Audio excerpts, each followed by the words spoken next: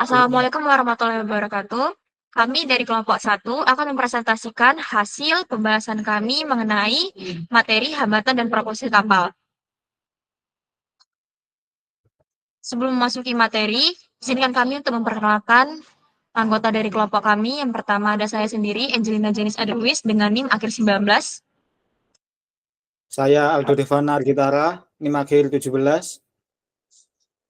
Saya Chandra Surali Yusuf dengan NIM akhir 23.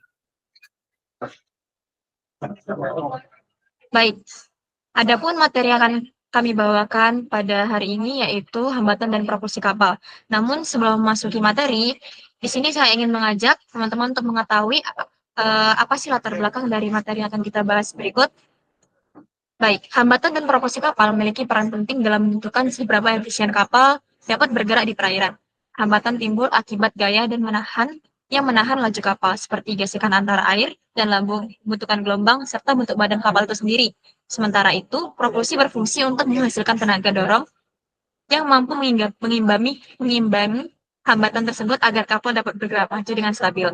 Pemahaman mendalam mengenai kedua aspek ini sangat dibutuhkan dalam proses perancangan dan pengoperasian kapal karena secara langsung mempengaruhi penggunaan bahan bakar, kecepatan, serta performa kapal secara keseluruhan. Melalui optimalisasi desain lambung dan sistem propulsi, efisiensi energi kapal dapat ditingkatkan sehingga mendukung terciptanya industri maritim yang hemat energi dan berkelanjutan. Next. Nah, karena tadi kita sudah membahas tentang latar belakang, jadi apa sih pengertian dari hambatan kapal itu sendiri? Hambatan kapal merupakan gaya yang bekerja berlawanan arah dengan gerak maju kapal ketika bergerak di air. Gaya ini muncul akibat interaksi antar badan kapal dan fluida di sekitarnya, seperti gesekan permukaan, bentuk lambung, serta gelombang yang tercipta selama kapal melaju. Besarnya hambatan dipengaruhi oleh berbagai faktor, antara lain seperti kecepatan kapal, kekasaran permukaan lambung, sifat fisik air, dan desain hambatan yang terjadi. Maka semakin besar pula tenaga mendorong yang diperlukan agar dapat digerakkan dengan kecepatan yang diharapkan. Next. Nah, berikut saya akan menjelaskan jenis-jenis dari hambatan kapal. Jenis-jenis dari hambatan kapal sendiri itu terbagi menjadi 5 jenis. Yang pertama, ini ada hambatan gesek atau frictional resistance. Hambatan gesek ini merupakan hambatan yang timbul akibat gesekan antara air dengan permukaan lambung kapal. Semakin kasar permukaan kapal dan semakin tinggi kecepatannya, maka hambatan gesek akan semakin besar. Yang kedua itu ada hambatan bentuk atau form resistance. Form resistance sendiri ini disebabkan oleh bentuk lambung kapal yang tidak streamline, sehingga aliran air di sekitar kapal itu menjadi tidak lancar dan menimbulkan tekanan berlebih pada bagian belakang kapal. Yang ketiga itu ada hambatan gelombang atau wave making resistance. Terjadi karena kapal bergerak di permukaan air membangkitkan gelombang di haluan dan buritan. Energi yang digunakan untuk membentuk gelombang ini menambah total hambatan kapal. Selanjutnya, yang keempat itu ada hambatan udara atau air resistance. Timbul akibat perlawanan udara terhadap bagian kapal yang berada di atas permukaan air, seperti anjungan, tiang, dan muatan di dek. Hambatan ini meningkat saat kecepatan angin tinggi. Dan terakhir itu ada hambatan tambahan atau added resistance, merupakan hambatan ekstra yang muncul karena kondisi lingkungan, seperti gelombang besar, arus laut, angin kencang, atau gerakan kapal. Jadi kalau hambatan tambahan ini dia bukan hambatan utama, dia hanya ada di beberapa kondisi yang memungkinkan adanya hambatan tambahan itu. Lanjut. Nah, berikut merupakan rumus dari hambatan kapal, yaitu RT sama dengan setengah massa jenis air dikali kecepatan kapal kuadrat dikali luas permukaan basah lambung dikali dengan koefisien hambatan total. Selanjutnya akan dijelaskan oleh teman saya Aldo. Next, yaitu pengertian propulsi kapal. Propulsi kapal merupakan sistem penggerak yang berfungsi menghasilkan gaya dorong agar kapal dapat bergerak maju dengan mengatasi berbagai hambatan saat berlayar di air. Mekanisme ini bekerja dengan mengubah energi dari sumber tenaga utama seperti mesin diesel, listrik, atau turbin menjadi energi mekanik yang diteruskan melalui poros menuju baling-baling atau alat pendorong lainnya. Kinerja sistem propulsi sangat dipengaruhi oleh desain kapal, jenis serta ukuran propeller, dan kondisi operasi kapal. Tujuan utama dari sistem propulsi ini yaitu memperoleh kecepatan dan efisiensi gerak yang optimal dengan penggunaan energi yang sehemat mungkin. Bisa dilihat dari gambar di samping ini. Next, yaitu jenis-jenis propulsi kapal. Yang pertama ada Fixed Pitch Propeller atau biasa yang disebut FPP. FPP merupakan propeller jenis tetap dan cocok untuk tipe kapal besar yang memiliki kapasitas RPM rendah dan torsi yang lumayan tinggi. Pemakaian FPP ini cukup ekonomis jika dibandingkan jenis propeller lainnya, karena yang dibutuhkan hanya bahan bakar dalam jumlah sedikit.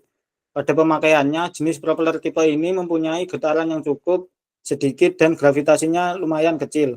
Jenis ini mendapatkan gaya dorong dari setiap blade pada propeller. Desain setiap blade pada jenis ini juga menyerupai airfield dalam aliran sebuah fluida. Next, yang kedua ada Controllable Pitch Propeller atau biasa yang disebut CPP. CPP merupakan jenis baling-baling kapal yang memiliki bilah dengan sudut kemiringan pitch yang dapat diatur, baik secara manual maupun otomatis. Dengan kemampuan ini, kapal dapat bergerak maju maupun mundur tanpa perlu mengubah arah putaran mesin utama. Selain itu, penyesuaian sudut pitch memungkinkan optimalisasi efisiensi kerja propeller dengan menyesuaikannya terhadap kondisi beban, cuaca, serta kecepatan kapal yang sedang beroperasi. Next, yang ketiga ada tips vortex free atau biasa disebut TVP. TVP adalah istilah yang mengacu pada desain propeller yang mampu mengurangi atau menghilangkan pembentukan tip vortex, yaitu aliran udara yang terbentuk dari ujung baling-baling propeller. Tip vortex dapat mempengaruhi kinerja propeller dan menyebabkan masalah seperti kavitasi atau gangguan. Tujuan dari TVP ini yaitu meminimalkan kavitasi dan meningkatkan efisiensi propeller selama beroperasi. Next, yang keempat ada Contra Rotary Propeller atau biasa yang disebut CRP, merupakan sistem propulsi kapal yang menggunakan dua baling-baling yang dipasang pada satu garis. Bisa dilihat dari gambar ini. Mekanisme ini dirancang untuk meningkatkan efisiensi dengan memanfaatkan kembali energi rotasi yang biasanya terbuang pada baling-baling tunggal. Selain meningkatkan daya dorong, sistem CRP juga mampu mengurangi terjadinya kavitasi, menekan getaran, serta memberikan efisiensi bahan bakar yang lebih baik selama pengoperasian kapal. Untuk selanjutnya akan dijelaskan oleh rekan saya. Sini saya akan melanjutkan apa yang telah disampaikan oleh Aldo, yaitu jenis-jenis propulsi kapal. Yaitu yang kelima, cord nozzle propeller. Cord nozzle merupakan saluran atau selubung berbentuk cincin yang mengelilingi baling-baling kapal dan memiliki desain aerodinamis. Komponen ini berfungsi untuk meningkatkan efisiensi sistem propulsi terutama pada kecepatan rendah dengan cara memfokuskan aliran air menuju baling-baling, melindunginya dari benturan atau kerusakan, serta mengurangi getaran yang terjadi. Penggunaan cord nozzle banyak diterapkan pada kapal tunda karena mampu meningkatkan kemampuan manuver dan menghasilkan gaya dorong yang lebih besar pada kecepatan rendah. Next.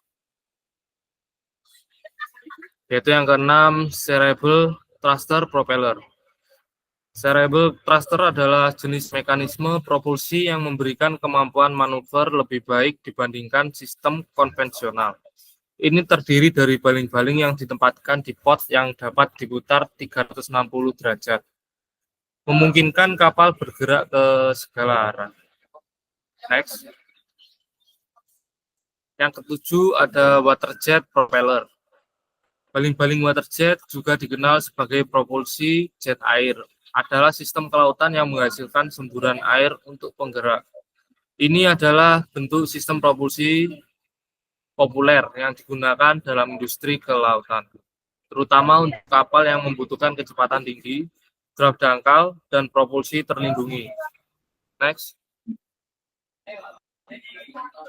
Yang kedelapan ada Scuttle Cone Jet Propeller.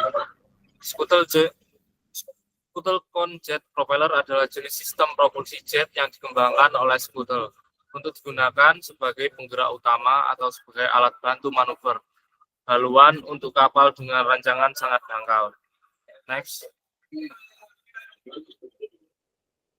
Di sini ada rumus gaya dorong atau thrust.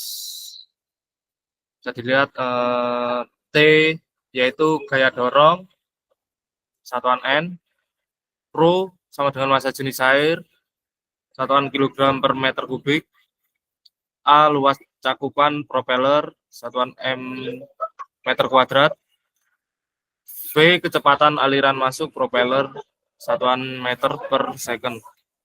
Yaitu ada CT koefisien gaya dorong. Next.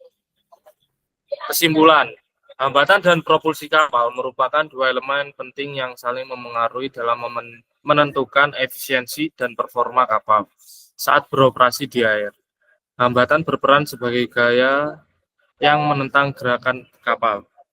Sedangkan propulsi menjadi sumber tenaga dorong yang berfungsi untuk mengatasinya.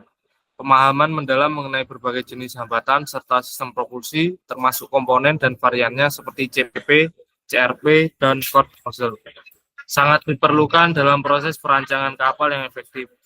Melalui optimalisasi desain lambung dan sistem penggerak, kapal dapat mencapai kecepatan ideal dengan konsumsi bahan bakar yang lebih efisien, sekaligus berkontribusi pada terciptanya industri maritim yang ramah lingkungan dan berkelanjutan.